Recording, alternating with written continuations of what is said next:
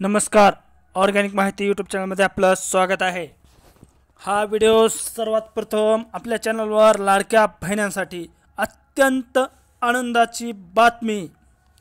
आता सर्वात प्रथम आपल्या ऑर्गॅनिक माहिती यूट्यूब चॅनलवर लाडक्या बहिणींसाठी आनंदाची बातमी, कारण लाडक्या बहिणींचा हप्ता या आठवड्यामध्ये पुढच्या आठवड्यामध्ये येणार आहेत।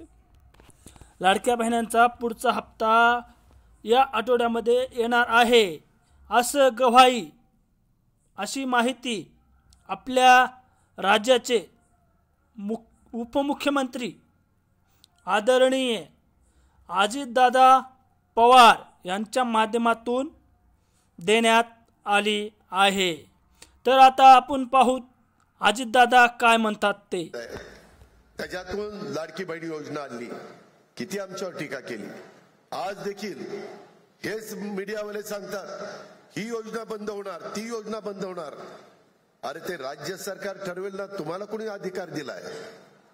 त्याच्यामध्ये मी अर्थसंकल्प मार्चच्या दुसऱ्या आठवड्यामध्ये सादर करणार आहे ना, त्यावेळेस राज्याचा आर्थिक शिस्त, आर्थिक घडी बसवण्याच्या दृष्टिकोनातून आम्ही पावलं उचलतोय। आज माझ्या लाडक्या बहिणी इथं बसल्यात, मला या सभेच्या निमित्तानं सांगायचंय, कालच मी इथं परतूर मंठाला येत असताना 3,500 कोटी रुपयाच्या चेकवर सही केली। 8 दिवसात माझ्या बहिणींना पैसे मिळणार आहेत, फेब्रुवारीचे पैसे मिळणार आहेत। आम्ही शब्दाचे पक्के आहोत, दिलेला शब्द पाळणारी लोक आहोत, परंतु दिलेल्या योजनांचा फायदा पण तुम्ही नीट उचलला पाहिजे। 1 रुपयामध्ये पीक विम्याची योजना आणली, काढली, माझ्या शेतकऱ्याला ती परवडावी, परंतु त्याच्यामध्ये किती चुकीचे प्रकार केले। काहींनी गायरानं स्वतःची दाखवली, देवस्थानच्या जमिनी स्वतःच्या दाखवल्या, पिकं दाखवली। अरे असलं जर तुम्ही चुका करायला लागला तर ते पाप कुठे रे फेडाल? वर गेला तरी परमेश्वर तुम्हाला माफ करणार नाही। तुम्ही नियमाने वागा ना, तुमचा अधिकार आहे।